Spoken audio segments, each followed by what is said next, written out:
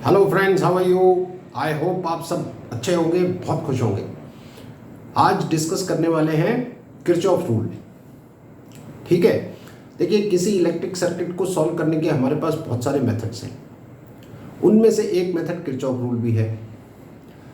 लेकिन जब कोई सिंपल सा इलेक्ट्रिक सर्किट हमारे पास होता है, जैसे मैं अगर एक सिंपल इलेक्ट्रिक सर्किट ले लूँ कि जिसमें एक रेजिस्टेंस है और एक सेल लगा है, ये इसका इंटरनल रेजिस्टेंस है, तो इसका internal resistance small R, cell का ईएमएफ ई और एक्सटर्नल रेजिस्टेंस कैपिटल आर।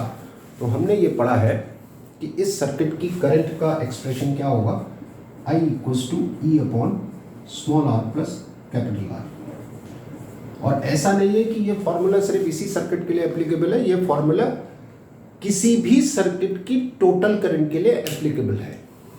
भले उस सर्किट में कितने सेल लगे हों, कितने रेजिस्टेंस लगे हों, सबके लिए एप्लीकेबल है, प्रोवाइडेड कि अगर एक से ज़्यादा सेल है और एक से ज़्यादा रेजिस्टेंस है, एक्सटर्नल रेजिस्टेंस या इंटरनल रेजिस्टेंस, तो आपको उन सारे सेल्स का टोटल ईएमएफ पता होना चाहिए, टोटल रेजिस्टेंस पता होना चाहिए, तो आप ये फॉर्मूला अप्लाई कर सकते हैं। जैसे मान लीजिए मैं एक सर्किट और लेता हूँ, यहाँ पे इसमें तो एक ही रेजिस्टेंस था, तो ये सीधा सीधा फॉर्मूला अप्लाई हो जाएगा। लेकिन अगर मैं एक सर्किट और लेता हूँ, मान लीजिए ये रेजिस्टेंस है और ये दो रेजिस्टेंस और हैं, ठीक है, और एक बैटरी या सेल आपने कनेक्ट किया, ये इसका इंटरनल रेजिस्टेंस है, ये 6 वोल्ट की बैटरी है, इसका इंटरनल रेजिस्टेंस मान लीजिए 1 ओम है, ये वाला रेजिस्टेंस आपका मान लीजिए 3 ओम है, ये रेजिस्टेंस फिर से मान लीजिए 3 ओम है और ये 6 ओम है मान लीजिए। अब आपको इसकी करंट फाइंड करनी है, आपको इस सर्किट की टोटल करंट भी फाइंड करनी है और इन रेजिस्टेंसेस में जो करंट जाएगी वो भी फाइंड करनी है। तो मैं फिर से ये फॉर्मूला अप्लाई कर सकता हूँ, क्योंकि ये सर्किट भी ऐसा ही है, एक से ज़्यादा रेजिस्टेंस लगे हुए हैं, लेकिन ये मुझे दिखाई दे रहा है कि ये दोनों पैरेलल में है और इनके साथ ये सीरीज में है, तो मैं इनका नेट रेजिस्टेंस निकाल सकता हूँ और इसके नेट रेजिस्टेंस की जगह एक सिंगल रेजिस्टेंस लगा के मेरा सर्किट ऐसे ही हो जाएगा। अप्लाई कर सकता हूँ, करके देख लेते। तो मान लीजिए मुझे इस सर्किट की टोटल करंट फाइंड करनी है, ठीक है, और मैं यही फॉर्मूला यूज करके फाइंड करना चाह रहा हूँ, तो आप नेट रेजिस्टेंस फाइंड कर लीजिए, दिखाई दे रहा है। तो 3 और 6 पैरेलल में कितना देंगे, 2 ओम, फिर 2 के साथ 3 सीरीज में 5 और ये इंटरनल रेजिस्टेंस। तो इस सर्किट की करंट अगर मैं फाइंड करूं तो कितना होगा, ईएमएफ की जगह आएगा 6, इंटरनल रेजिस्टेंस आपका 1 है और एक्सटर्नल आपने फाइंड किया 5, तो 6/6 that is equals to 1 ampere. तो करंट 1 एम्पियर हो गई, तो ये वाली करंट आ गई मेरे पास 1 एम्पियर। अब ये करंट जब यहाँ आएगी तो इसका एक पार्ट इधर जाएगा और एक पार्ट इधर जाएगा। मान लीजिए ये भी फाइंड करना है, तो ये भी मैं बहुत आसानी से फाइंड कर सकता हूँ। तो आप देखो, अब जब 1 एम्पियर करंट इस रेजिस्टेंस में जाएगी तो यहाँ कितना वोल्टेज ड्रॉप होगा, 1 × 3, V equals to IR formula अगर अप्लाई करूँ तो करंट है 1 और रेजिस्टेंस है 3, तो 3 वोल्ट का ड्रॉप तो यहाँ हो गया। ऐसे ही इस इंटरनल रेजिस्टेंस में कितना ड्रॉप होगा, फिर से फॉर्मूला लगा दूँ I × R, तो 1 × 1 यानी कि 1 वोल्ट का ड्रॉप यहाँ होगा। तो 6 वोल्ट में से 1 वोल्ट यहाँ ड्रॉप हो गया, 3 वोल्ट यहाँ ड्रॉप हो गया, तो 3 और 1 4, तो बचा कितना 2, तो वो 2 वोल्ट यहाँ आया होगा। ठीक है, तो मैं इसको हटा देता हूँ, तो ये 2 वोल्ट यहाँ आ गया। अब क्योंकि ये दोनों रेजिस्टेंसेस पैरेलल में हैं, तो ये 2 वोल्ट इसके लिए भी है और इसके लिए भी है। तो मैं यहाँ पे अगर I1 करंट फाइंड करना चाहूँ तो V/R1 से फाइंड कर सकता हूँ। तो V को मैं ले लूँगा 2 और R1 को मैं ले लेता हूँ 3, तो इतना एम्पियर करंट यहाँ आ गई। और ऐसे ही अगर मुझे I2 फाइंड करना है तो मैं V/R2 कर देता हूँ। अगर ये रेजिस्टेंस R2 है तो V को मैं फिर 2 ले लूँगा और ये कितना है 6, तो ये कितना आ गया 1/3 एम्पियर। तो देखिए मुझे किसी और मेथड की जरूरत नहीं पड़ी, मैं सीधा सीधा कर लिया। अब कोई अगर ऐसा सर्किट है जिसमें एक से ज़्यादा सेल है या एक अकेला सेल ही है, मान लीजिए पहले चलो एक ही सेल है, बहुत सारे रेजिस्टेंसेस हैं और उन रेजिस्टेंसेस में सीरीज और पैरेलल आपको नहीं समझ में आ रहा है, यानी रेजिस्टेंसेस ना तो सीरीज में है ना पैरेलल में है, तो वहाँ पर फिर आपको इस मेथड को अप्लाई करना मुश्किल पड़ जाएगा। या फिर कोई सर्किट जिसमें एक से ज़्यादा सेल लगे हों और बहुत सारे रेजिस्टेंसेज हों। सेल का कॉम्बिनेशन भी आपको समझ में नहीं आ रहा है, क्योंकि सेल में भी कॉम्बिनेशन होता है, सीरीज कॉम्बिनेशन, पैरेलल कॉम्बिनेशन। तो सेल का सीरीज पैरेलल भी आपको समझ में नहीं आ रहा, रेजिस्टेंस का भी सीरीज पैरेलल आपको समझ में नहीं आ रहा। तो ऐसी सिचुएशन में किरचॉफ रूल आपको हेल्प करते हैं। इसका ये मतलब नहीं है कि किरचॉफ रूल इन सर्किट में नहीं लगेगा, इनमें भी लग जाएगा। तो आप इन सर्किट्स को भी किरचॉफ रूल से करना चाहें तो कर सकते हैं। देखिए पर्पज क्या है, किसी क्वेश्चंस को, किसी न्यूमेरिकल को सॉल्व करने के बहुत सारे मेथड्स हो सकते हैं। सवाल यह है कि सबसे सिंपलेस्ट और कम टाइम लेने वाला मेथड कौन सा है, ये आपको सेलेक्ट करना आना चाहिए। और ये सेलेक्ट करना आपको आएगा प्रैक्टिस से, कोई शॉर्टकट नहीं है इसका। प्रैक्टिस करेंगे तो आपको अपने आप आइडिया लग जाएगा कि ये वाला क्वेश्चन इस मेथड से ज़्यादा आसान पड़ेगा, कम टाइम लगेगा, ये वाला क्वेश्चन इस मेथड से ज़्यादा आसान पड़ेगा, कम टाइम लगेगा। ये प्रैक्टिस से आएगा।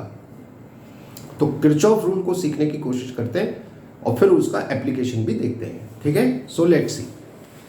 तो देखिए जो पहला रूल है किरचॉफ रूल में, दो रूल हैं, दो में से जो पहला है उसको जंक्शन रूल के नाम से भी जानते हैं, किरचॉफ्स करंट लॉ के नाम से भी जानते हैं, और शॉर्ट में केसीएल यानी वही किरचॉफ्स करंट लॉ। ये पहला रूल है। इस रूल को अप्लाई करने के लिए पहले आपको जंक्शन समझना पड़ेगा। जंक्शन, जंक्शन वर्ड और कहाँ सुना है आपने? रेलवे जंक्शन होता है ना, रेलवे जंक्शन। हर जगह रेलवे स्टेशन में जंक्शन वर्ड यूज नहीं होता, कहीं रेलवे जंक्शन बोला जाता है, कहीं सिंपल रेलवे स्टेशन बोला जाता है। रेलवे जंक्शन उस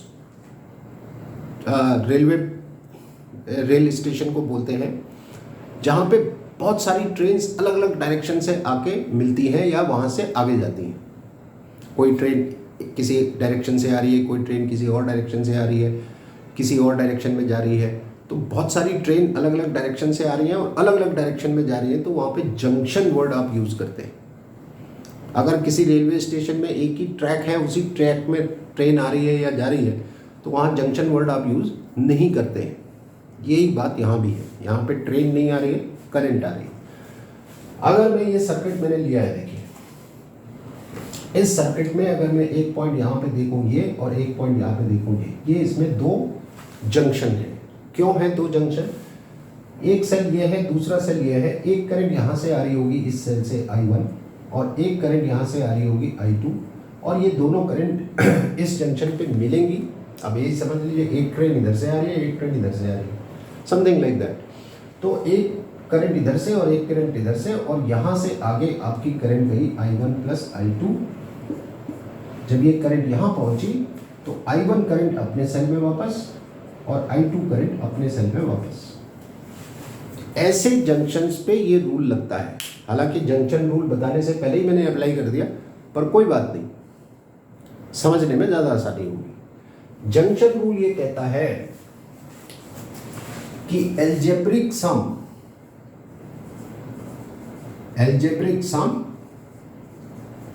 of all the currents, algebraic sum of all the currents meeting at a junction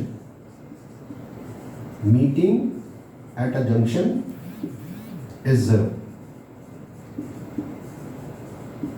जिसको हम mathematically sigma I equals to 0 लिखते हैं। क्या कहना चाह रहा है? Algebraic sum. अब किसी जंक्शन पे ऐसा नहीं होगा कि करंट आ ही रही है जा नहीं रही है, ऐसा भी नहीं होगा कि जा ही रही है आ नहीं रही है। तो जंक्शन पे क्या होगा, कुछ करंट आएंगी और कुछ आगे जाएंगी। तो कह रहा है किसी जंक्शन पे जितनी करंट आ रही हैं या जा रही हैं उनका जो एल्जेब्रिक सम है वो 0 होगा। अब इस बात को सिंपल तरह से समझ लेते हैं कि वो ये कहना चाह रहा है कि किसी जंक्शन की टोटल इनकमिंग करंट यानी जितनी करंट जंक्शन पे आ रही है is equals to total outgoing current. और ये बात जो कही जा रही है ये किस बेसिस पे कही जा रही है? ये कही जा रही है चार्ज कंजर्वेशन लॉ के बेसिस पे। चार्ज कंजर्वेशन लॉ, क्योंकि जब आप ये कह रहे हैं कि किसी जंक्शन पे करंट आ रही है या किसी जंक्शन से करंट जा रही है, तो करंट आ रही है या जा रही है नहीं, करंट तो एक फिनोमेना है। कौन आ रहा है और कौन जा रहा है? चार्ज आ रहा है और चार्ज जा रहा है। तो वो ये कह रहे हैं कि जैसे ये जंक्शन है, इस जंक्शन में जितना चार्ज आएगा उतना ही आगे भी, मतलब उतना ही जाएगा आगे को, यानी चार्ज जो है वो टोटल चार्ज जो होगा वो कंजर्व रहेगा। अब ऐसा नहीं हो सकता कि चार्ज आ तो रहा है ज़्यादा यहाँ पे और जा रहा है कम, ऐसा भी नहीं हो सकता, या आ रहा है कम और जा रहा है ज़्यादा, ऐसा भी नहीं हो सकता। तो जितना चार्ज आएगा उतना जाएगा। दैट्स वाई ये जो जंक्शन रूल है it is based on charge conservation law. इसी के बेसिस पे आप कह रहे हैं कि टोटल इनकमिंग चार्ज, अब मैं चार्ज वर्ड यूज कर रहा हूँ, total incoming charge is equal to total outgoing charge. अब चार्ज का आना जाना जो है वो करंट बोला जाता है उस फिनोमेना को, इसलिए आप करंट लिख रहे हैं यहाँ पर, या फिर आप इसको सिग्मा आई इक्वल्स टू 0। तो सिग्मा आई इक्वल्स टू 0 जब करेंगे तो एल्जेब्रिक सम करेंगे आप, यानी आने वाली करंट को अगर प्लस में लिख रहे हैं, ये कंपलसरी नहीं है कि आप आने वाली को प्लस में लिखें, आप किसी को प्लस में लिखें। तो वो ये कह रहे हैं कि अगर आने वाली को आप प्लस में लिख रहे हैं तो जाने वाली को माइनस में लिखिए। कि मान लीजिए ये कोई जंक्शन है, इस जंक्शन में एक करंट इधर से आती है I1, एक करंट इधर से आती है I2, कोई इधर से और आ रही है मान लीजिए I3, और बाहर जा रही है I4 और इधर बाहर जा रही है I5। तो अब मुझे इनका एल्जेब्रिक सम करना है, तो मैं क्या करूंगा, I1 plus I2 plus I3, आने वाली सारी प्लस में लिख दी मैंने, minus I4 minus I5 equal to 0। या आप जाने वाली को प्लस लिख लीजिए, आने वाली को माइनस लिख लीजिए, वो आपकी चॉइस है। और इसको मैं ऐसे भी लिख सकता हूँ I1 plus I2 plus I3, यानी total incoming current equals to I4 plus I5। ये आपका जंक्शन रूल है। इस जंक्शन रूल के बेसिस पे किसी सर्किट पे आप करंट को डिवाइड करते हैं, ठीक है। जैसे मैंने यहाँ डिवाइड किया, तो मैंने देखा कि एक करंट यहाँ से आ रही है I1, एक करंट यहाँ से आ रही है I2, यहाँ से आगे कितनी जा रही है I1 प्लस I2। फिर इस जंक्शन पे I1 अपने सेल पे वापस चली गई और I2 अपने सेल पे वापस चली गई। ये भी ध्यान रखिएगा जब भी आप करंट को डिवाइड करेंगे किसी सर्किट में, तो ये ध्यान रखिएगा कि सेल के पॉजिटिव टर्मिनल से जो करंट स्टार्ट हो रही है वही करंट इसके नेगेटिव टर्मिनल पे टर्मिनेट होनी चाहिए। नोइंग दिस फैक्ट कि current always flows in a close path, तो ये करंट अगर यहाँ से स्टार्ट हो रही है तो इसका पाथ यहीं पे आके क्लोज होगा, चाहे ये कितने भी ब्रांचेज में घूम के आए, लेकिन इसका पाथ यहीं आके कंप्लीट होने वाला है।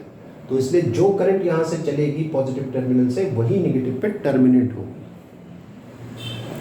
इस बात को ध्यान, इसीलिए देखिए यहाँ से I1 प्लस I2 करंट जा रही थी, तो इस जंक्शन पे जब पहुंची तो I1 करंट अपने सेल में वापस और I2 करंट अपने सेल में वापस आ गई। अब जब आप करंट को डिवाइड करेंगे तो मैं एक सजेशन यहाँ पे देना चाहूँगा आपको, आप ऐसे भी कर सकते हैं कि हर सेल से आप एक एक करंट लीजिए। मान लीजिए किसी में 2 सेल हैं, किसी में 3 है, किसी में 4 हैं, तो आप ऐसा कर सकते हैं कि हर सेल से एक एक करंट लें और फिर मान लीजिए 4 सेल है तो एक से I1 I2 I3 I4 4 current लेके फिर उनको डिवाइड करेंगे। आप मुश्किल में पड़ जाएंगे कभी। सजेशन ये है, कंपलसरी नहीं है, एडवाइजेबल है। सजेशन ये है कि आपके सर्किट में अगर 2 या 2 से ज़्यादा सेल है, एक सेल है तो कोई दिक्कत ही नहीं, एक ही करंट वहाँ से लेंगे, उसी करंट को पूरे सर्किट में डिवाइड कर देंगे। लेकिन अगर 2 सेल है या 2 से ज़्यादा सेल है तो instead of taking 1 current from each cell, हर सेल से एक करंट लेने के बजाय, मतलब हर सेल से एक एक करंट लेने के बजाय आप एक सेल पकड़ लीजिए और again it is advisable not compulsory, जितने भी सेल है उनमें जो सबसे ज़्यादा EMF वाला सेल है उसको पकड़ लो, वहाँ से एक करंट लीजिए और पूरे सर्किट में उस करंट को डिवाइड कर दीजिए। ज़्यादा आसान रहेगा आपके लिए। मैंने इसीलिए कहा एडवाइजेबल है, कंपलसरी नहीं है। हो सकता है जैसे ये सर्किट है, इस सर्किट में कोई फर्क नहीं पड़ता, आप एक करंट लेके यहाँ से उसी को डिवाइड कर दो या अलग अलग करंट लेके डिवाइड कर दो, कोई फर्क नहीं पड़ता। लेकिन कई बार ऐसी सिचुएशन आएगी जहाँ पे आप जितनी ज़्यादा अननोन करंट लेंगे उतनी ज़्यादा आपके लिए प्रॉब्लम आ जाएगी। तो इसलिए आप एक थंब रूल बना लीजिए कि चाहे कितना भी आसान हो, मेरे को एक करंट लेनी है, सबसे ज़्यादा EMF वाले सेल से मुझे एक करंट लेनी है, उसी करंट को पूरे सर्किट में डिवाइड करना है। जैसे यहाँ पे अगर मैं करूँ तो देखो मैंने क्या करा कि मैंने एक करंट यहाँ से ले ली आई। मान लो इस सर्किट में इसका ईएमएफ ज़्यादा है, इसका कम है, E1 ज़्यादा है, E2 कम है, तो मैंने ज़्यादा ईएमएफ वाले से एक करंट ले ली आई। ये भी कंपलसरी नहीं है, ये भी बता दूं आपको कि ज़्यादा ईएमएफ वाले से ही लो, आप कम वाले से ले लो।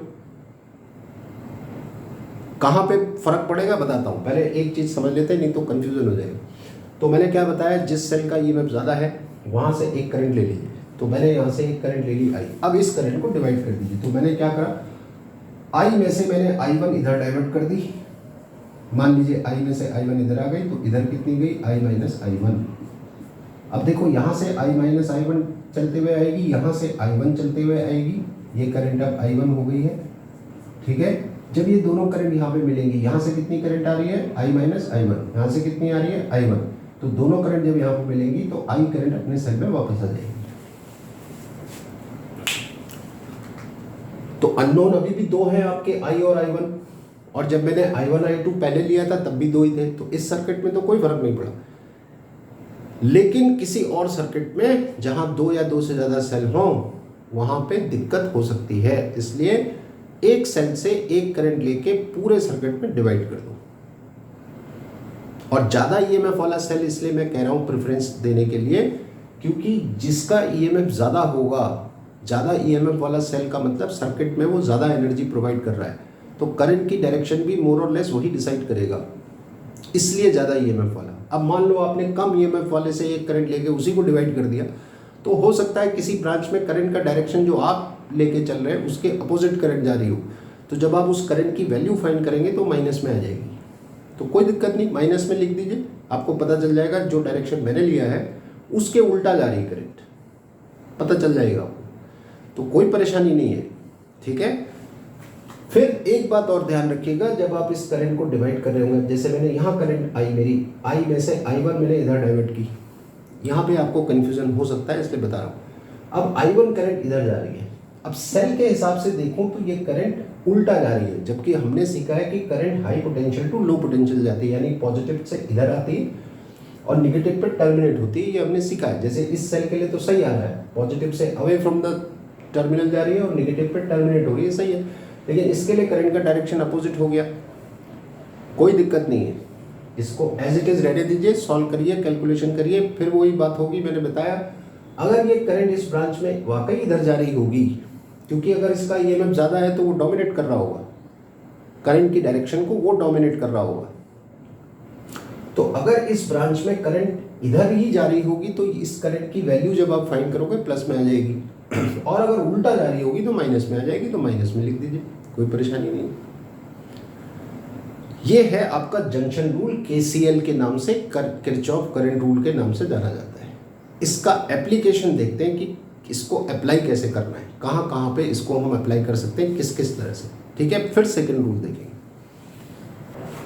तो देखिए, जैसे ये एक क्वेश्चन है, अब ये जो पार्ट मैंने लिया है ये किसी सर्किट का एक पार्ट है, क्योंकि ये सर्किट आप देख रहे हैं क्लोज तो है नहीं ना, यहाँ से भी ओपन है, वहाँ से भी ओपन है, यहाँ भी ओपन है, यहाँ भी ओपन है, तो ओपन सर्किट में करंट तो फ्लो होती नहीं है, तो डेफिनेटली ये किसी सर्किट का पार्ट है, बीच में से निकाला हुआ है, इसको बात मान के चलिए। ठीक है, अब इसमें आप देखिए R1 R2, एक रेजिस्टेंस यहाँ R3 R5 R4 I1, ये सब आपको दे रखा है। तो यहाँ से देखिए करंट आ रही है 15 एम्पियर, एक करंट यहाँ से आ रही है 3 एम्पियर, एक करंट इधर जा रही है 8 एम्पियर, एक इधर जा रही है 5 एम्पियर।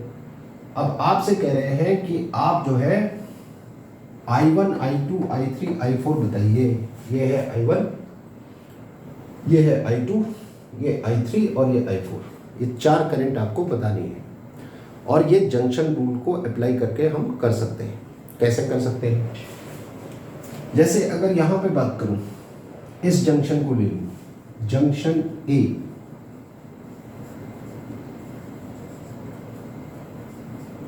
इसकी बात करूँ, इस जंक्शन पे 15 एम्पियर करंट आ रही है, 8 एम्पियर बाहर जा रही है, इधर बची कितनी 7, तो 7 इधर जा रही होगी, क्योंकि रूल क्या कहता है, जितनी करंट आ रही है उतनी बाहर जाएगी। तो आने वाली करंट इस जंक्शन पे है 15, बाहर जा रही है 8, तो इधर जा रही होगी 7, यानी कि जो I2 होगा वो कितना होगा 15 -8 यानी 7 एम्पियर। तो I2 की वैल्यू आ गई मेरे पास। एक जंक्शन हो गया। अब अगर मैं इस जंक्शन की बात करूं, जंक्शन बी की बात करूं, तो इस जंक्शन पे अब क्योंकि मुझे I2 मालूम है और मुझे I2 का डायरेक्शन भी मालूम है, I2 जा रही है इधर 7 एम्पियर। तो इस जंक्शन पे एक करंट 7 एम्पियर इधर से आ रही है, एक करंट 3 एम्पियर इधर से आ रही है, तो इधर कितनी जा रही होगी? तो I3 जो करंट होगी वो होगी 7 + 3 = 10 एम्पियर, और इसका डायरेक्शन भी मुझे पता चल गया, इधर आ रही होगी ये करंट 10 एम्पियर की। ऐसे ही मुझे 7 एम्पियर जो I2 है वो भी डायरेक्शन पता चल गया। अब आप आ जाओ ये वाले जंक्शन पे। मान लीजिए ये जंक्शन C है, ये D है, सपोज जंक्शन C पे आ जाते हैं। जंक्शन C पे अगर आप देखें तो फॉर जंक्शन C, तो इस जंक्शन पे अगर मैं देखूं तो 8 एम्पियर इधर से आ रही है, 5 एम्पियर बाहर जा रही है, तो 8 में से 5 इधर गई तो इधर डेफिनेटली 3 गई होगी, 3 एम्पियर, यानी ये करंट हो जाएगी 8 - 5 = 3 एम्पियर। तो ये आ गया मेरे पास, कौन सी करंट आ गई? I4। तो I4 की वैल्यू हो गई 3 एम्पियर। अब बचा I1, बहुत आसान है। तो जंक्शन D ले लेते हैं। तो जंक्शन D अगर ले लूं तो इस जंक्शन पे 3 एम्पियर इधर से आ रही है, 10 एम्पियर इधर से आ रही है, तो आगे जो होगा करंट इधर जा रही होगी डेफिनेटली, तो I1 कितना होगा? 10 इधर से और 3 इधर से, तो 10 + 3 इनकमिंग करंट है, तो आउटगोइंग भी कितनी होनी चाहिए? 13 एम्पियर होनी चाहिए। सॉरी, ये तो जंक्शन रूल का बड़ा सिंपल एप्लीकेशन है।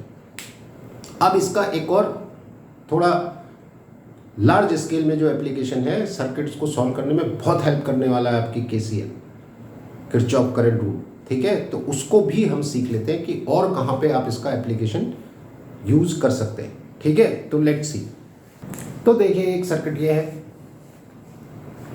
आप देख रहे हैं एक रेजिस्टेंस, सेकंड रेजिस्टेंस, थर्ड, ये 3 रेजिस्टेंसेज हैं, और इन तीनों पॉइंट पे आपको पोटेंशियल दे रखा है। यहाँ पे 20 वोल्ट है पोटेंशियल, यहाँ पे 5 वोल्ट है, यहाँ पे आपने अर्थिंग कर रखी है तो डेफिनेटली 0 वोल्ट होगा। अर्थ का पोटेंशियल 0 वोल्ट हम एज्यूम करते हैं, होता नहीं है 0 वोल्ट, हम अर्थ का पोटेंशियल एज्यूम कर लेते हैं। तो क्योंकि यहाँ पे आपने अर्थिंग कर रखी है तो 0 वोल्ट पे ये स्विच है। आपसे कह रहे हैं अगर अभी ये स्विच ओपन है, तो ओपन सर्किट में तो करंट फ्लो होती नहीं, तो कह रहे हैं अगर इस स्विच को क्लोज कर दें तो इसके थ्रू कितना करंट पास होगी, ये बताइए, ये क्वेश्चन है। तो हम क्लोज कर देते हैं। तो अगर इसे क्लोज कर दें, ये हमने क्लोज कर दिया स्विच, यानी कनेक्ट कर दिया, तो अब करंट फ्लो होगी। तो अब इसे कैसे करना है? तो फिर से यहाँ पे देखो ये जंक्शन है, एक ब्रांच इधर से आ रही है, एक ब्रांच इधर से आ रही है, एक ब्रांच इधर से आ रही है, तो ये जंक्शन है। अब यहाँ पे जंक्शन रूल हम अप्लाई कर सकते हैं, लेकिन उसके लिए अब ये थोड़ा सा मेथड चेंज हो रहा है और इसको सीखने की कोशिश करिए। तो देखो यहाँ पोटेंशियल पता है, यहाँ पोटेंशियल पता है, यहाँ भी पता है, लेकिन यहाँ नहीं पता है, तो इस पोटेंशियल को आप मान लीजिए V है। अब एक करंट इधर से आ रही होगी, मान लीजिए I1, एक करंट इधर से आ रही होगी, मान लीजिए I2, और एक करंट इधर जा रही होगी, मान लीजिए I। और ये मुझे मालूम है जंक्शन रूल के हिसाब से I जो है वो I1 + I2 के इक्वल होगी, ठीक है। अब सवाल है मैं I1 को क्या लिख सकता हूँ? तो I1 को लिख सकता हूँ, अब मैं फॉर्मूला अप्लाई करने वाला हूँ, I = V/R।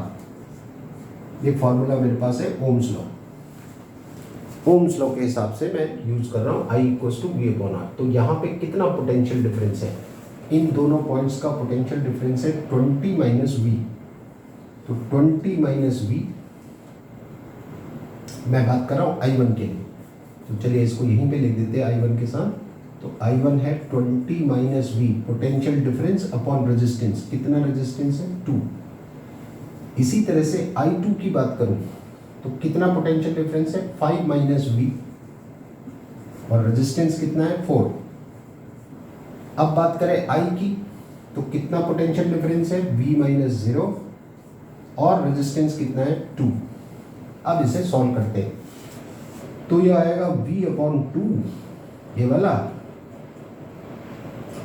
इधर आप सॉल्व करेंगे तो ये आएगा 40 minus 2v plus 5 minus v divided by 4। ये हो गया। तो ये कितना देगा आपको, v upon 2 equals to 40 plus 5 45 minus 3v divided by 4। तो फाइनली आ रहा है 4v equals to 90 minus 6v, that is 10v equals to 90। तो v इक्वल्स टू 9 वोल्ट। ये v आ गया आपका 9 वोल्ट। अब अगर आपको ये v मालूम है 9 वोल्ट, तो फिर ये करंट आप आराम से निकाल सकते हैं। Not only this current, but ये भी निकाल सकते हैं, ये भी निकाल सकते हैं, ये भी निकाल सकते हैं, तीनों फाइंड कर सकते हैं आप। अगर I1 पूछा होता तो I1 हो जाता 20 minus 9 divided by 2, that would be 11 by 2 ampere. I1 आ गया। I2 पूछा होता तो I2 हो जाता कितना, 5 माइनस 9 या 9 minus 5। Obviously current high potential से लो पोटेंशियल जाएगी। अब देखो मैंने अभी जो बताया था आपको, हमने करंट इधर एज्यूम की, लेकिन जो रिजल्ट आया 9 वोल्ट, तो definitely current high to low इधर जा रही होगी, ये ध्यान रखना। तो 9 माइनस 5 डिवाइडेड बाई 4, तो ये हो जाएगा 1 एम्पियर। और ऐसे ही अगर ये वाली करंट मुझे फाइंड करनी है, तो ये 9 है, ये 0, तो I कितना आएगा, 9 minus 0 divided by 2, that is 4.5 ampere. और ये जो 11 बाई 2 था, ये कितना था, 5.5 एम्पियर। तो अब देखो हिसाब भी हमारा सही आ रहा है। 5.5 एम्पियर करंट इधर से आई, इसमें से 1 एम्पियर इधर चली गई, क्योंकि करंट मैंने गलत बनाया था। गलत का मतलब मैंने एज्यूम किया था, गलत वैसे नहीं एज्यूम किया था, लेकिन करंट एक्चुअल में इधर जा रही है इसमें। तो ये रिजल्ट बता रहा है कि करंट इधर जाएगी, ठीक है। तो 1 एम्पियर इधर गई और 4.5 इधर आ गई, ये देखो। तो किरचॉफ्स करंट रूल का एक एप्लीकेशन ये भी है। और देखते हैं कुछ क्वेश्चंस। तो देखिए एक क्वेश्चन ये है, इसमें आपको नेट रेजिस्टेंस बताना है। देखो किरचॉफ रूल का एप्लीकेशन यहाँ भी हो जा रहा है। इस सर्किट का नेट रेजिस्टेंस बताना है, और कुछ जाना पहचाना सा लग रहा होगा, व्हीटस्टोन ब्रिज है, लेकिन अनबैलेंस्ड है। अनबैलेंस्ड व्हीटस्टोन ब्रिज है। बैलेंस व्हीटस्टोन ब्रिज में क्या होता है, बैलेंस में ये होता है, पढ़ा है आपने, मैंने अपने पिछले वीडियो में भी बताया था आपको। ये अगर ये रेजिस्टेंस R1 है, ये R2 है, ये R3 है, ये R4 है और ये R5 है, ये पॉइंट A है, ये पॉइंट B है, ये पॉइंट C है, ये पॉइंट D है। तो व्हीटस्टोन ब्रिज बैलेंस अगर है तो क्या होता है, R1 R2 का रेशियो R3 R4 के रेशियो के बराबर अगर है, तो potential at C is equal to potential at D। और अगर इन दोनों पॉइंट का पोटेंशियल सेम है, तो current in this resistance R5 would be 0। और अगर इस रेजिस्टेंस में करंट नहीं है, तो मैं क्या कहता हूँ, रेजिस्टेंस की औकात करंट की वजह से होती है।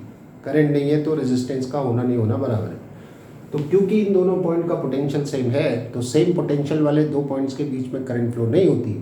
तो अगर क्योंकि यहाँ करंट फ्लो नहीं होगी, तो इस रेजिस्टेंस को आप हटा देते हैं। जब आप इस रेजिस्टेंस को हटा देते हैं, एलिमिनेट कर देते हैं, ये हटा दूँ अगर, तो आपका सर्किट बड़ा सिंपल हो जाता है। ये दोनों सीरीज में, ये दोनों सीरीज में, फिर ये और ये पैरेलल में। लेकिन ऐसा व्हीटस्टोन में होता है बैलेंस्ड अगर है तो। अब ये अनबैलेंस्ड है, यहाँ रेशियो आ रहा है देखिए 2:1 और ये रेशियो है 1:4, तो ये कहीं से भी बैलेंस नहीं है। तो अब इक्विवेलेंट कैसे फाइंड करें, तो इसको मैं KCL से कर सकता हूँ। एक बात और बता दूँ, शायद पहले भी बताई थी, कि इस कॉम्बिनेशन का जो रेजिस्टेंस है वो उतना ही रहना है, चाहे आप किसी भी वोल्ट की बैटरी इसके अक्रॉस कनेक्ट करो। आप 6 वोल्ट की बैटरी लगाओ, 12 वोल्ट की लगाओ, 100 वोल्ट की लगाओ, कितने वोल्ट की बैटरी भी आप इसके अक्रॉस लगा दीजिए, टोटल रेजिस्टेंस तो इसका उतना ही रहना है। इस बात को ध्यान रखिए, ठीक है। तो अब हम काम शुरू करते हैं। मेरे पास यहाँ पे, क्योंकि मुझे equivalent resistance between A and B पूछा है, equivalent resistance between A and B,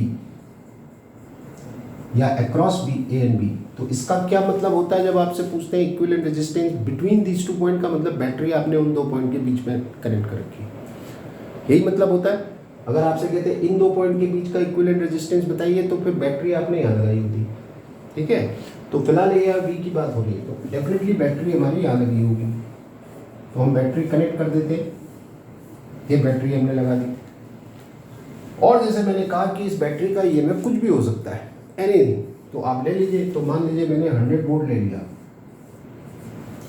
आप 10 वोल्ट ले लीजिए, कोई फर्क नहीं पड़ता। कैलकुलेशन आसान करने के लिए आप कोई वैल्यू ले लीजिए, मैंने 100 ले लिया। अब क्या करना है, आप देखो केसीएल अप्लाई करना है, किरचॉफ करंट रूल। तो और थोड़ा सा अपनी कैलकुलेशन आसान करने के लिए इसका जो ईएमएफ है वो 100 है, यानी इन दोनों का पोटेंशियल डिफरेंस कितना है 100, जिसमें से नेगेटिव वाले को आप 0 ले लीजिए। अगर आप नेगेटिव टर्मिनल को 0 पे लेते हैं तो पॉजिटिव टर्मिनल ऑटोमेटिक 100 पे आ जाएगा। ये हो गया। अब बचा एक पॉइंट ये और एक जंक्शन ये दो जंक्शन बचे आपके। तो इस जंक्शन का पोटेंशियल x ले लीजिए, इसका y ले लीजिए। अब क्या करना है आप देखो, अब मैं यहाँ पे KCL लगा सकता हूँ, किरचॉफ करंट रूल। क्या और एक ये वाला जंक्शन लेंगे, इस जंक्शन को मैं C मान लेता हूँ, इस जंक्शन को मैं D मान लेता हूँ, ठीक है। तो अब आपने इस हर पॉइंट का पोटेंशियल ले लिया, तो मैं अप्लाई कर रहा हूँ KCL फॉर जंक्शन C।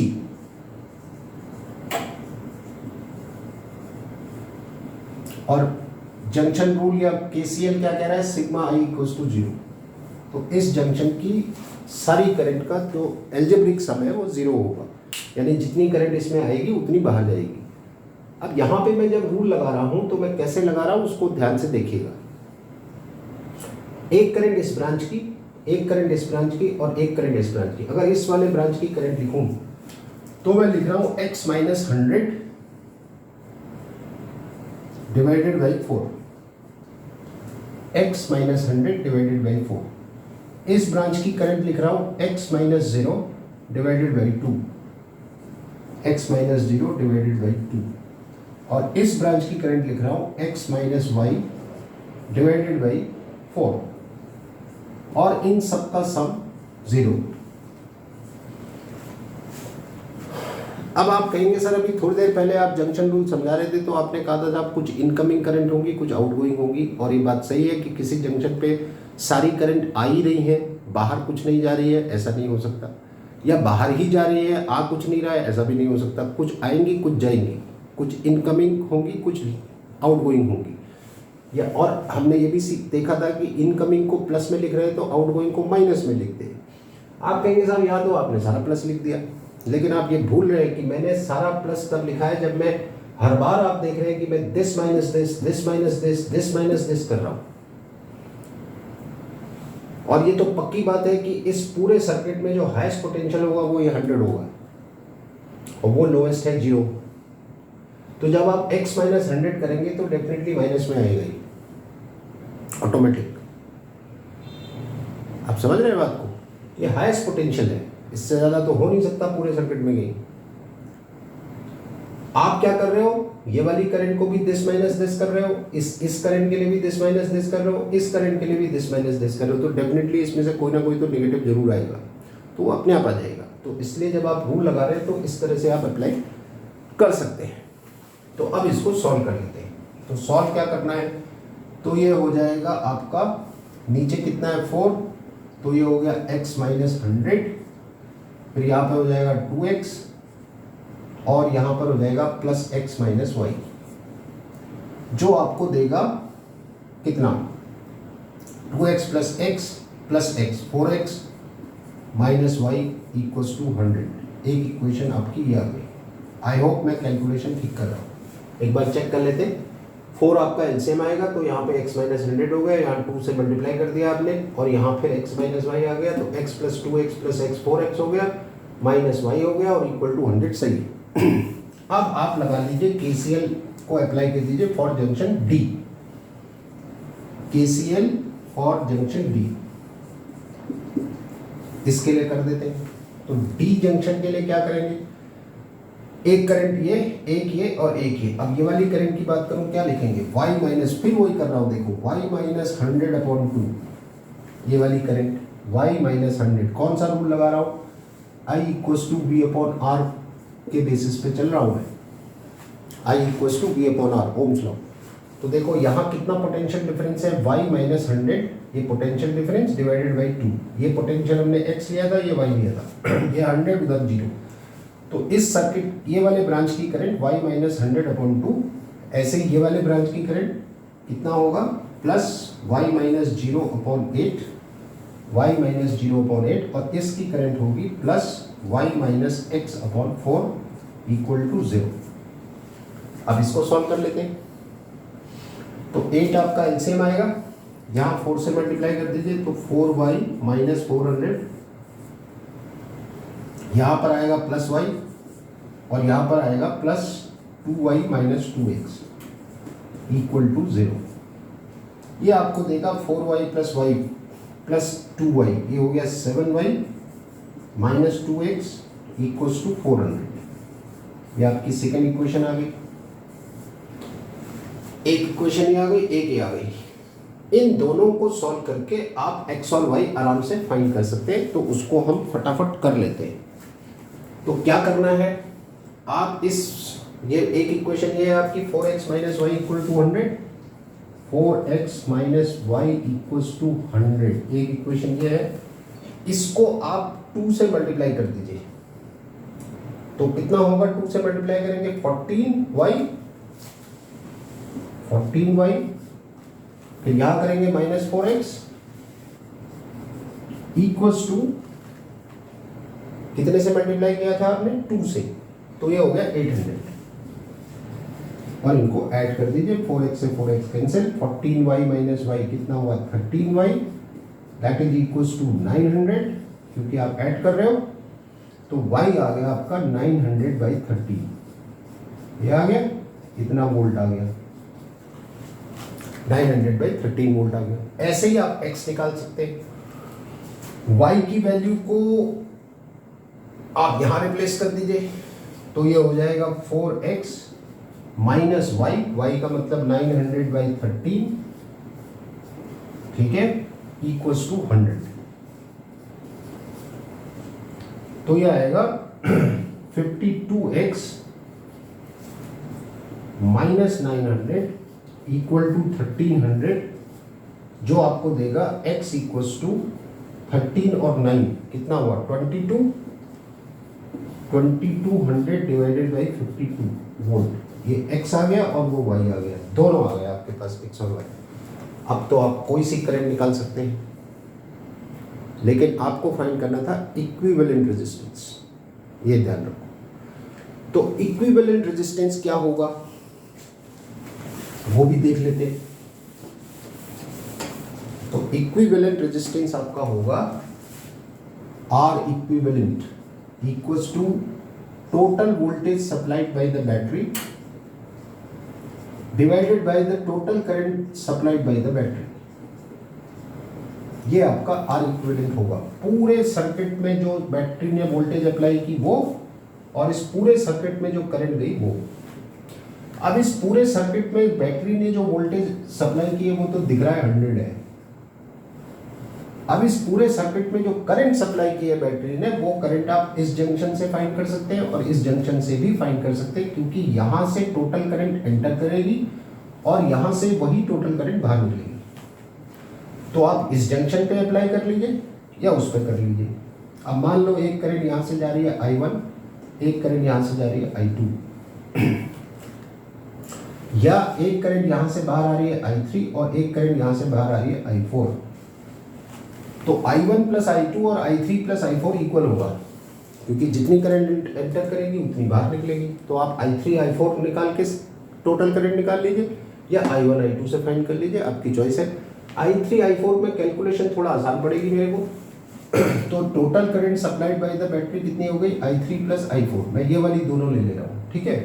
तो ये हो जाएगा 100 डिवाइडेड बाई I3। अब I3 कितनी होगी, पोटेंशियल डिफरेंस कितना है, x minus 0 divided by 2, x minus 0 divided by 2, ये तो करंट हो गई I3। ये वाली कितनी हो गई I4, y minus 0 divided by 8, y minus 0 divided by 8, इतना ओम आपका रेजिस्टेंस आएगा। अब इससे आगे की कहानी आप समझ ही गए होंगे, क्योंकि आपने x भी फाइंड कर रखा है, ये x है और y भी है आपके पास। x और y की वैल्यू यहाँ रख दीजिए, आपको इक्विवेलेंट रेजिस्टेंस मिल जाएगा। Another very important application of KCL। अब देखते हैं सेकंड लॉ। मैक्सिमम क्वेश्चंस में आप देखेंगे KCL लग जाएगा आपका, KVL कहीं कहीं अप्लाई करना पड़ेगा और कहीं हो सकता है दोनों लगाने पड़े। तो पहले KVL देख लेते हैं, किरचॉफ वोल्टेज रूल कहते हैं, लूप रूल भी कहते हैं। तो लेट्स सी वो क्या कहता है। तो देखिए किरचॉफ वोल्टेज रूल आपको क्या बता रहा है, इसको लूप रूल के नाम से भी जानते हैं। लूप का मतलब क्लोज्ड पाथ, ठीक है। अब जैसे ये सर्किट देख रहे हैं आप, इस सर्किट में 3 लूप हैं। एक लूप ये है, एक लूप ये है और एक बड़ा वाला लूप है। जब बड़े वाले लूप की बात करेंगे तो इसको इग्नोर करेंगे, ठीक है। तो ये एक लूप एक ये वाला और एक बड़ा वाला, बड़े वाले लूप में इसको इग्नोर करेंगे। 3 लूप है मेरे पास, तो इनमें से किसी भी लूप में मैं ये रूल अप्लाई कर सकता हूँ। देख लेते हैं कि रूल क्या कहता है। And this loop rule is based on energy conservation law. ये एनर्जी कंजर्वेशन लॉ पे बेस्ड है। पहला वाला किस पे बेस्ड था, चार्ज कंजर्वेशन पे। ये एनर्जी कंजर्वेशन लॉ पे बेस्ड है, ठीक है। तो रूल क्या कह रहा है कि algebraic sum, again algebraic sum of all the EMFs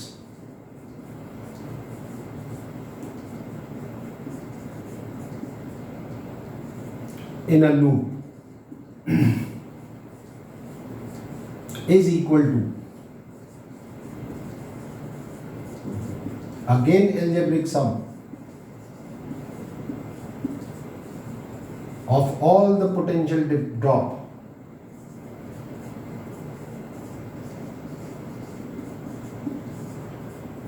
in the loop।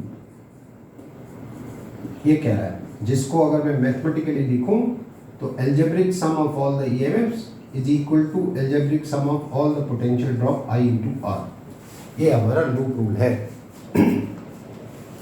आप ऐसे भी यूज करते हैं और इस तरह से भी यूज करते हैं, जैसे मर्जी आप कर लीजिए। ये एक ही तरफ ले लीजिए दोनों, या लेफ्ट राइट कर लीजिए, साइन का डिफरेंस आ जाता है, इसलिए बता रहा हूँ। पहले तो ये देखते हैं कि एल्जेब्रिक सम, ये सॉरी एनर्जी कंजर्वेशन लॉ कहाँ आ रहा है इसमें। अब देखो एनर्जी कंजर्वेशन लॉ की बात ये हो रही है कि जैसे मैं यहाँ पे एक करंट ले लूँ I1, एक करंट यहाँ से ले लूँ मैं I2, तो ये करंट जब यहाँ पहुँचेगी तो यहाँ से आगे कितनी जाएगी, I1 प्लस I2, और ये I1 करंट अपने सेल में वापस और I2 करंट अपने सेल में वापस। अब अगर मैं इस लूप की बात करूँ, जैसे ये वाला लूप है, इस लूप में एनर्जी का सोर्स लगा है ये बैटरी। तो इस लूप में करंट के फ्लो के लिए ये बैटरी एनर्जी प्रोवाइड कर रही है। पूरे सर्किट में 2 सेल है, इस लूप के हिसाब से देखूं तो एक EMF है, ठीक है। एनर्जी कंजर्वेशन का क्या है यहाँ पे, आप देखिए जब हम कहते हैं ना करंट फ्लो हो रही है, तो करंट, मैंने जैसे कहा करंट फ्लो नहीं हो रही, चार्ज फ्लो हो रहा है। इस लूप में जब चार्ज फ्लो होगा तो अगर मैं यहां से स्टार्ट करूं, मान लीजिए चार्ज इसमें ऐसे जाता है, एंटी क्लॉकवाइज ऐसे जाता है, ठीक है। आपको मालूम है जो कि अगर ये 2 पॉइंट है A and B, in 2 point का पोटेंशियल डिफरेंस अगर V है और Q चार्ज A से B में जाता है तो कितनी एनर्जी गेन या लॉस करेगा, Q इंटू V, कितनी करेगा। ये हमने इलेक्ट्रोस्टैटिक्स में पढ़ा है कि अगर ये 2 पॉइंट्स हैं, दोनों पॉइंट का पोटेंशियल डिफरेंस V है, तो अगर Q चार्ज A से B में जाएगा तो इतनी एनर्जी या तो गेन करेगा या लूज करेगा। वो डिपेंड करता है कि हाई टू लो जा रहा है कि लो टू हाई जा रहा है। तो अब क्या होगा कि अगर चार्ज इस बैटरी को क्रॉस करता है नेगेटिव टू पॉजिटिव, यानी लो पोटेंशियल से हाई पोटेंशियल को क्रॉस करता है, ये लो से हाई में आता है, तो डेफिनेटली एनर्जी गेन करेगा। और रेजिस्टेंस जैसे ये रेजिस्टेंस R1 है, इसमें करंट है I1, तो करंट का डायरेक्शन क्या होता है? High potential to low potential. Current always flows from high potential to low potential. और फिर मैं याद दिला रहा हूं, करंट फ्लोज का मतलब चार्ज फ्लो कर रहा है। तो चार्ज जब इस रेजिस्टेंस को ओवरकम करके यहां से यहां आएगा तो एनर्जी लूज कर रहा होगा, क्योंकि हाई पोटेंशियल से लो पोटेंशियल पे आ रहा होगा। तो इस लूप में चार्ज कहीं पर एनर्जी गेन करेगा, कहीं लूज करेगा। लेकिन पूरे लूप में घूम के, मान लो ए से शुरू करता है, यहां से घूम के, यहां से घूम के यहां पे वापस आता है, तो टोटल एनर्जी गेन कितना होगा? 0। ना गेन करेगा ना लूज करेगा, नेट इफेक्ट। अब यहां से चार्ज शुरू करता है और यहीं पे वापस आता है, तो नो गेन नो लॉस। क्योंकि अगर आप मान के चलो इस लूप में चार्ज घूमा, ए से शुरू किया उसने और ए पे ही वापस आया और एनर्जी गेन कर ली, मान लो थोड़ी देर के लिए, तो ये चार्ज तो इस सर्किट में घूमता रहेगा, तो एनर्जी गेन करता ही जाएगा फिर फॉर एवर। तो फिर तो एनर्जी इसकी बढ़ती जाएगी, ऐसा तो नहीं होगा। आप समझ रहे हैं?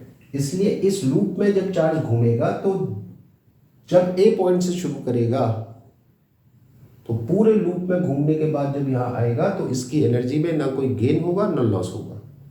जबकि लूप में घूमते समय कहीं गेन कर रहा होगा, कहीं लूज कर रहा होगा। सेल को क्रॉस करेगा -2 प्लस गेन कर रहा होगा, रेजिस्टेंस को क्रॉस कर रहा होगा, low potential to sorry high potential to low potential lose कर रहा होगा, तो कहीं गेन कर रहा है, कहीं लॉस लूज कर रहा है, तो टोटल लॉस और गेन कितना होगा? 0। ये है एनर्जी कंजर्वेशन लॉ की कहानी। तो जो लूप रूल है, it is based on energy conservation law, ठीक है, जिसको आप ऐसे लिखते हैं। अब मैंने आपको बताया कि ईएमएफ का साइन कैसे लगाना है। साइन ऑफ ईएमएफ, क्योंकि साइन आपको लगाना पड़ेगा, क्योंकि आप अलजेब्रिक सम की बात कर रहे हैं, दोनों बार आप अलजेब्रिक सम की बात कर रहे हैं। तो साइन ऑफ ईएमएफ कैसे लगाना है, याद करना आसान है आपका, कि अगर सेल को क्रॉस कर रहा है पॉजिटिव टू निगेटिव, ऐसे क्रॉस कर रहा है, प्लस टू माइनस क्रॉस कर रहा है, तो ये माइनस में आएगा। और अगर ये सेल को निगेटिव टू पॉजिटिव क्रॉस कर रहा है, ऐसे क्रॉस कर रहा है, तो ये प्लस में आएगा। तो सेल वाला तो कहानी बहुत आसान है कि चार्ज ने सेल को अगर -2 प्लस क्रॉस किया तो प्लस, और +2 माइनस क्रॉस किया तो माइनस। अब आया sign of this IR product, जिसको आप पोटेंशियल ड्रॉप कह रहे हैं। तो ये क्या है कि अगर चार्ज आपका in the direction of current जा रहा है, तो आप जानते हैं करंट का direction high potential to low potential होता है। तो अगर चार्ज इधर जा रहा है तो ये लूज कर रहा होगा एनर्जी, माइनस में आएगा।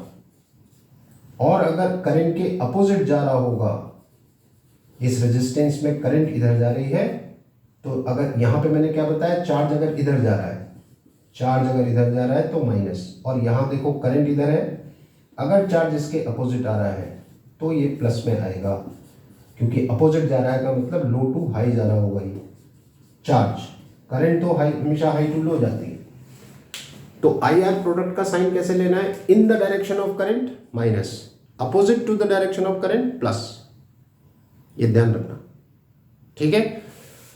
ये हमारा लूप रूल है। अब इसका एप्लीकेशन देख लेते हैं, ठीक है। तो देखिए ये सर्किट है, 2 सेल है, 15 वोल्ट, 30 वोल्ट और 3 रेजिस्टेंस है। इन सेल का इंटरनल रेजिस्टेंस मान लो 0 है, और अगर दिया होगा तो वो भी कंसिडर हो जाएगा, कोई दिक्कत नहीं है, ठीक है। अगर इनका इंटरनल रेजिस्टेंस दिया होगा, चलो मैं यहीं पे बता देता हूँ, अगर इनका इंटरनल रेजिस्टेंस भी दिया होगा तो वो रेजिस्टेंस भी इनके साथ ऐड हो जाएगा। जैसे इसका इंटरनल रेजिस्टेंस मान लो आपको दिया होता 2 ओम, तो इस ब्रांच का टोटल रेजिस्टेंस 8 ओम हो जाता, 6 तो यह है ही, 2 इसका भी अगर कुछ दिया होता मान लो 1 ओम, तो इसके साथ ये भी ऐड हो जाता, 4 हो जाता। तो अगर इंटरनल रेजिस्टेंस दिया हो कोई दिक्कत नहीं है, कर सकते हैं। मान लो इसमें नहीं है। अब क्या करना है, हमको हर ब्रांच की करंट फाइंड करनी है, इस ब्रांच की, इस ब्रांच की और इस ब्रांच की, और ये मैं किरचॉफ वोल्टेज रूल से करने की सोच रहा हूँ, ठीक है। तो मैंने क्या बताया था कि सबसे ज़्यादा ईएमएफ वाला जो सेल है उसको पकड़ लो। तो यहाँ से मैं एक करंट ले लेता हूँ I। अब ये करंट घूमते हुए यहाँ आई, इसमें से एक करंट इधर डाइवर्ट कर देता हूँ I1, तो बाकी की इधर आ गई I माइनस I1। अब जब ये करंट यहाँ पहुँचेगी,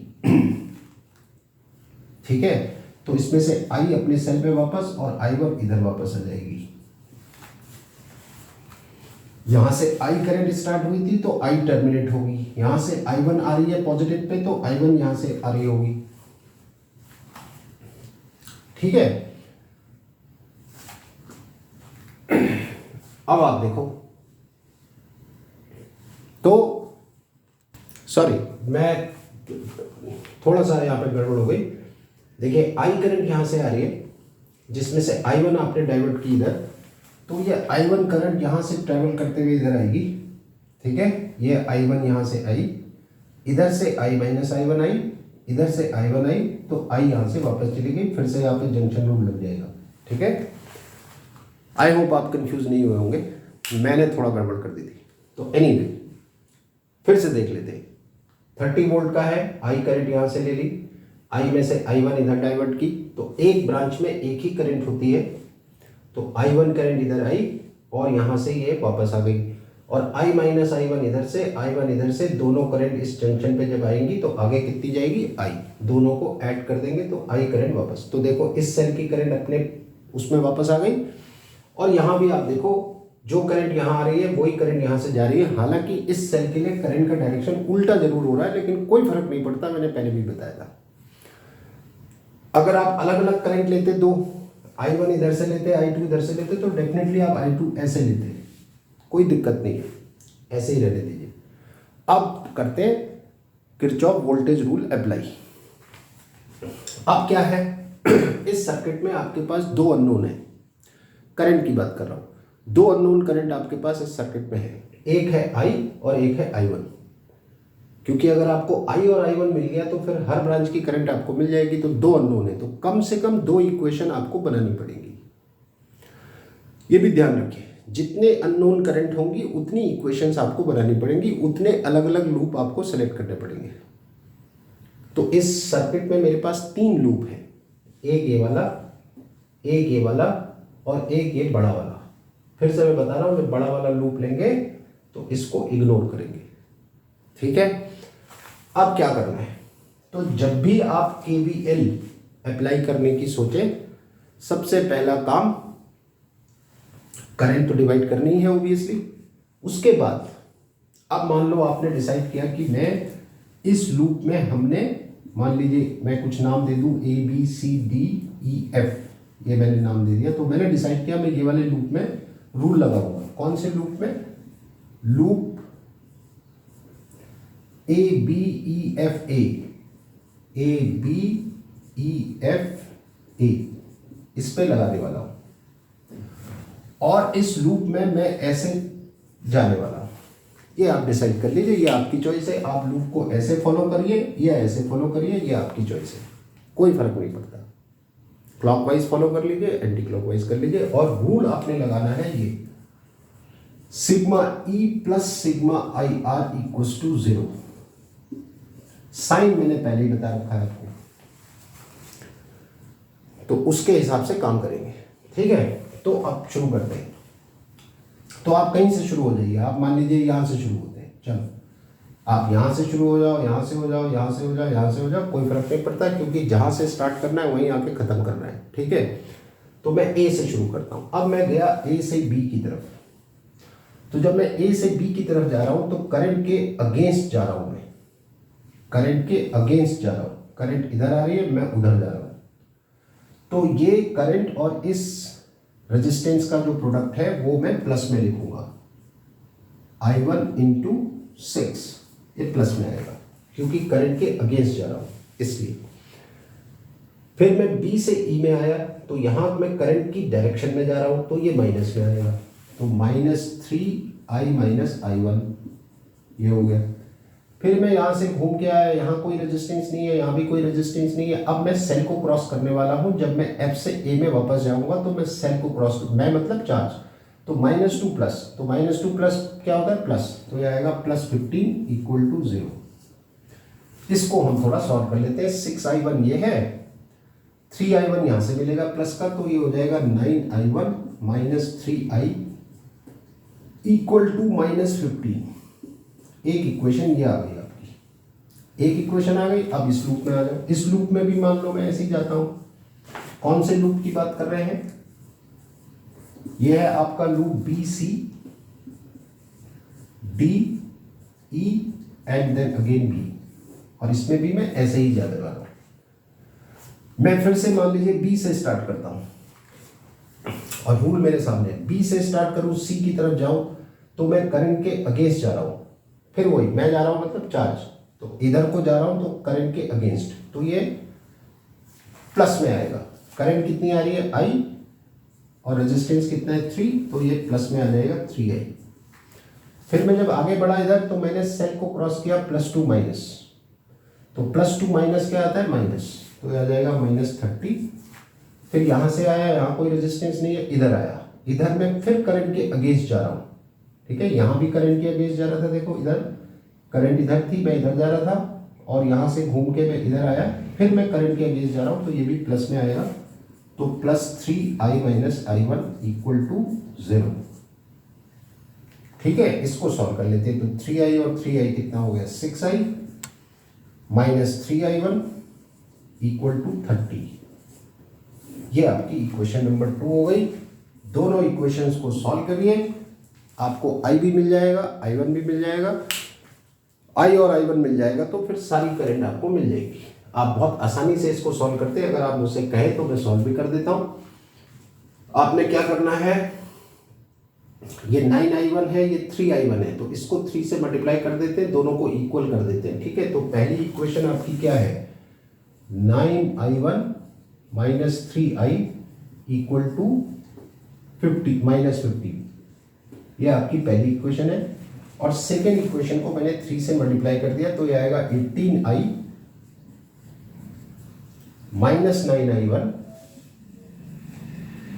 = 3 से मल्टीप्लाई किया था 90, ऐड कर देते, 9i1 से 9i1 कैंसिल, 18 - 3 कितना हो जाएगा 6, 15i, और यहाँ कितना आएगा 90 - 15, ये आएगा 75, तो i आ जाएगा 5 एम्पियर। ये आ गई आपकी करंट i की वैल्यू यहाँ रख दीजिए या यहाँ रख दीजिए, तो आपको i1 भी मिल जाएगा, तो मैं यहीं रख देता हूँ। तो ये होगा 9i1 - 3 और i की जगह 5 = -15, तो ये आ रहा है 9i1 = 15, उधर जाके प्लस हो जाएगा 0, यानी i1 = 0, ये 0 आ गया, i भी आ गया, i1 भी आ गया, तो i - i1 भी आ गया। तो अब आपको i करंट पता है कितनी है 5 एम्पियर, i - i1 कितनी है, i - i1 कितनी है 5 एम्पियर, और ये i1 कितनी है 0, सारी करंट आ गई आपकी, देख लीजिए। तो केवीएल को ऐसे यूज करना है, साइन का ध्यान रखो। सेल वाला ईएमएफ में फिर से याद दिला दूं, ईएमएफ के लिए क्या डायरेक्शन लेना है, -2 प्लस प्लस, +2 माइनस माइनस। अगर आप सेल को -2 प्लस क्रॉस कर रहे हैं तो प्लस, +2 माइनस क्रॉस कर रहे हैं तो माइनस। करंट की डायरेक्शन में जा रहे हैं आप तो माइनस, करंट के अगेंस्ट जा रहे हैं तो प्लस, ये ध्यान रखिएगा, ठीक है। तो एक और इसमें बात मैं आपको बताना चाह रहा हूं, इंटरेस्टिंग होगी। तो केवीएल को अप्लाई करते समय साइन का ध्यान रखना है, इस बात को ध्यान रखिए। अब ये देखते हैं एक इंटरेस्टिंग बात कि क्या इसी क्वेश्चन को हम केसीएल से कर सकते हैं। केवीएल को यूज ही नहीं करते, केसीएल से करके देखते हैं कि यही क्वेश्चन है same. So let's solve it with KCL, ठीक है। तो देखते हैं, तो देखिए सेम क्वेश्चन है, राइट, केसीएल से करते हैं। अब देखो, इस सेल का नेगेटिव टर्मिनल, इस सेल का नेगेटिव टर्मिनल, ये आपस में कनेक्टेड है एक वायर के थ्रू, और रास्ते में कहीं पे भी रेजिस्टेंस नहीं है। तो क्योंकि यहाँ कोई रेजिस्टेंस नहीं है तो इस पूरे वायर का पोटेंशियल सेम होगा, कोई पोटेंशियल ड्रॉप होगा ही नहीं। पोटेंशियल में जो ड्रॉप होता है वो रेजिस्टेंस की वजह से होता है, कि अगर करंट आ रही है और रेजिस्टेंस सामने आता है तो ये वाला पॉइंट आपका हाई पोटेंशियल पे होगा, और इस रेजिस्टेंस की वजह से पोटेंशियल ड्रॉप होता है तो ये पॉइंट आपका लो पोटेंशियल पे आ जाता है। अब यहाँ पे तो कोई रेजिस्टेंस है नहीं, तो यहाँ से यहाँ तक पोटेंशियल एक जैसा। कैलकुलेशन आसान करने के लिए 0 वोल्ट ले लेते हैं, तो ये 0 वोल्ट हमने यहाँ पे ले लिया। अब इस सेल का नेगेटिव टर्मिनल 0 पे है तो पॉजिटिव टर्मिनल डेफिनेटली यहाँ पे 15 पे होगा। ऐसे ही इस सेल का नेगेटिव टर्मिनल 0 पे है तो पॉजिटिव टर्मिनल +30 वोल्ट पे होगा। अब बचा ये, क्योंकि यहाँ रेजिस्टेंस है, यहाँ भी रेजिस्टेंस है, तो इस रेजिस्टेंस की वजह से ड्रॉप होगा, इधर से भी ड्रॉप होगा, इधर से भी, तो इसको हम ले लेते हैं x। हो गया, बहुत आसान है। अब आप देखो, यहां पर हम KCL अप्लाई कर देते हैं इस जंक्शन के लिए, ठीक है। यहां पे KCL अप्लाई कर देते हैं जो कि कहता है सिग्मा i = 0। तो एक करंट इधर आएगी, कितनी आएगी, x - 15/6, x - 15/6। क्या अप्लाई कर रहा हूं, अभी बताया था थोड़ी देर पहले, फिर बता देता हूं, I = V/R। तो पोटेंशियल डिफरेंस x - 15, रेजिस्टेंस कितना 6, तो ये आ गया, प्लस एक करंट इधर x - 30/3 और एक करंट इधर x - 0/3, that is equals to 0। Solve करते हैं, सॉल्व करेंगे तो 6 एलसीएम आएगा आपका, तो यहाँ तो x - 15 ही रहेगा, यहाँ 2 से मल्टीप्लाई करोगे 2x - 60, यहाँ 2 से मल्टीप्लाई करोगे 2x = 0। अब ये आ रहा है 2 + 2 4 और 1 5x, -60 - 15 -75, दूसरी तरफ ले जाओगे 75, तो x कितना आया 15 वोल्ट, ये आ गया x। तो x की वैल्यू आ गई आपकी 15 वोल्ट। ये देखिए, अब तो कहानी साफ साफ दिख रही। अभी आपने देखा था इससे पहले जब हम कैलकुलेशन कर रहे थे, इस ब्रांच की करंट कितनी आई थी 0, ये पॉइंट 15 पे, ये भी 15 पे, तो डेफिनेटली यहाँ करंट कितनी होगी 0। सेम पोटेंशियल के बीच में करंट फ्लो होती नहीं, ये भी 15 वो भी 15, तो करंट यहाँ पे कितनी, करंट 0। अब बची ये वाली, ये कितनी आई थी पहले 5, रिवाइंड करके देख लीजिए 5 आई थी। तो इसको अगर मैं करंट को निकालूं तो x मुझे मालूम है 15, तो 15 - 0 डिवाइडेड बाई 3 कितना आया 5 एम्पियर। ये वाले करंट की बात करूं, x - 30 का मतलब 15 - 30 कितना आया माइनस, तो अब देखो ये करंट माइनस में आ रही है, तो आप 30 - 15 कर लीजिए, 30 - 15 डिवाइडेड बाई 3, तो ये आपको देगा 5 एम्पियर। तो डेफिनेटली यहाँ से 5 एम्पियर आ रही है, ये सारी 5 एम्पियर इधर आ जा रही है और इधर कितनी जा रही है 0। ऐसे भी हो गया। तो KCL सही है, ज़्यादा आसान पड़ा। KVL वाले में कैलकुलेशन थोड़ा लंबी पड़ रही थी हमको। यही बात मैंने शुरू में कही थी, एक क्वेश्चन सॉल्व करने के बहुत तरीके हो सकते हैं, आपको ढूंढना है शॉर्टेज। मैं इसी क्वेश्चन को एक और मेथड से करके दिखाता हूँ आपको, उसको कहते हैं सुपरपोजिशन मेथड। इसी क्वेश्चन को तो देखिए, वो भी सीख लीजिए, हालांकि हम किरचॉफ रूल पढ़ लें पर उसको भी सीख लीजिए। So let's see. तो देखिए क्वेश्चन वही है, मेथड बदल गया, इसको बोलते हैं सुपरपोजिशन मेथड। अब इस मेथड में क्या होता है कि 1 सेल एट अ टाइम, एक बार में एक सेल, मैं लिख देता हूं यहाँ पे। सुपरपोजिशन मेथड में क्या ध्यान रखना है, 1 सेल एट अ टाइम,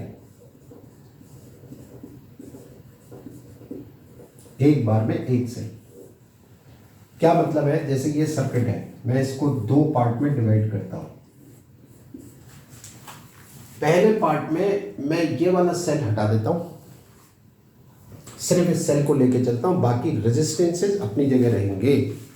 जैसे मैं ये वाला सेल हटा रहा हूं, ठीक है, तो ये रेजिस्टेंस अपनी जगह रहेगा। अगर इस सेल का कोई इंटरनल रेजिस्टेंस होता तो वो भी बचत रहता, मतलब सिर्फ आप सेल हटाते, इंटरनल रेजिस्टेंस यहीं पे रहता। मान लो इस सेल का इंटरनल रेजिस्टेंस होता 2 ओम, तो आप सेल को हटा दीजिए, लेकिन 2 ओम यहाँ पे रहता, यानी 6 + 2 8 हो जाता। तो खाली सेल हटाना है, इंटरनल रेजिस्टेंस को नहीं हटाना है।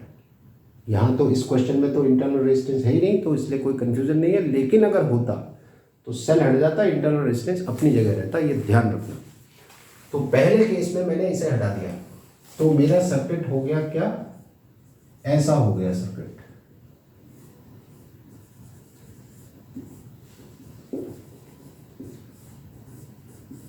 ये देखिए, ये 30 वोल्ट का सेल, ये 3 ओम, ये 3 ओम और ये इधर 6 ओम, ये आ गया 6 ओम।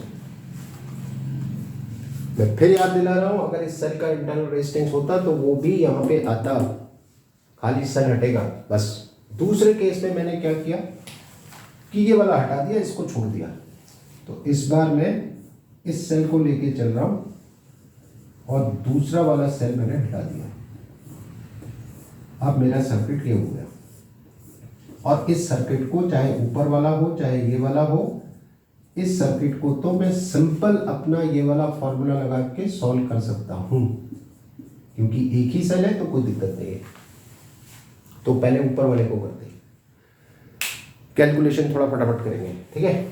तो देखो 6 और 3 पैरेलल में कितना हो गया 2 ओम, इन दोनों को पैरेलल में 2 ओम, इसके साथ ये सीरीज में 3 और 2 5, तो कितनी करंट आएगी I इक्वल्स टू ई का मतलब 30 डिवाइडेड बाई स्मॉल r 0, क्योंकि इसका तो कोई इंटरनल रेजिस्टेंस है नहीं, और कैपिटल R आपने कितना निकाला 5, तो कितनी करंट आ रही है 6 एम्पियर, यानी यहां से 6 एम्पियर करंट चली। अब ये करंट यहां पहुंची, अब इस करंट का एक पार्ट इधर जाएगा एक पार्ट इधर जाएगा। तो पैरेलल रेजिस्टेंसेस में करंट डिवाइड करना आप जानते हैं, मैंने बता रखा है आपको, मैं आपको याद दिला देता हूं कि अगर ये दो रेजिस्टेंसेस हैं R1 R2, यहां से करंट I आ रही है, इसमें गई I1 और इसमें गई I2, तो I1 के लिए क्या आता है R2 upon R1 plus R2 into I, ये I1 के लिए आता है, और I2 के लिए क्या आता है R1 upon R1 plus R2 into I। ये हमने सीखा है, पिछला वीडियो देख लीजिए, मिल जाएगा आपको। ये अब ये 6 एम्पियर करंट यहां भी आ रही है, इसका एक पार्ट यहां जाएगा एक पार्ट यहां जाएगा, तो ये वाली करंट को अगर मैं I1 मानूं और इसको I2 मानूं, तो I1 कितना होगा इसके हिसाब से, तो I1 होगा ये रेजिस्टेंस R1 और ये R2, ठीक है। तो I1 कितना होगा R2 upon R1 plus R2, तो R2 मतलब 6, R1 प्लस R2 मतलब 9, और टोटल करंट कितनी है 6, ठीक है। तो ये आ रही है 4 एम्पियर। ऐसे ही I2 कितनी होगी, I2 हो जाएगी R1 अपॉन यानी 3 upon R1 plus R2 into I, तो ये कितनी आएगी, ये आएगी आपकी 2 एम्पियर, ये हो गई। यानी ये टोटल करंट आपकी 6 एम्पियर थी, जिसमें से यहां कितनी आई 4 एम्पियर और यहां कितनी आई 2 एम्पियर, ठीक है। एक कैलकुलेशन हो गई आपकी। अब इधर आ जाओ, यहां पे अगर टोटल करंट निकालूं, फिर से यही फॉर्मूला यूज करूं, I equals to E upon small r plus capital R, इसके लिए यूज करूं, तो EMF कितना है इस बार 15, इंटरनल रेजिस्टेंस 0, एक्सटर्नल कितना आएगा 3 और 3 पैरेलल में 1.5 और 6 सीरीज में 7.5, तो 7.5, तो ये आएगा 2 एम्पियर, यानी यहां से कितनी करंट आई 2 एम्पियर। अब जब ये 2 एम्पियर करंट यहां पहुंचेगी, तो यहां पे डिवाइड करना मेरे लिए आसान है, क्योंकि दोनों रेजिस्टेंस बराबर है, तो इसमें से 1 एम्पियर इधर आ जाएगी और 1 एम्पियर इधर आ जाएगी। क्या आ गया। अब अगर दोनों सेल होते, अब जब एक सेल ये वाला था तो यहां कितनी करंट आ रही थी 4,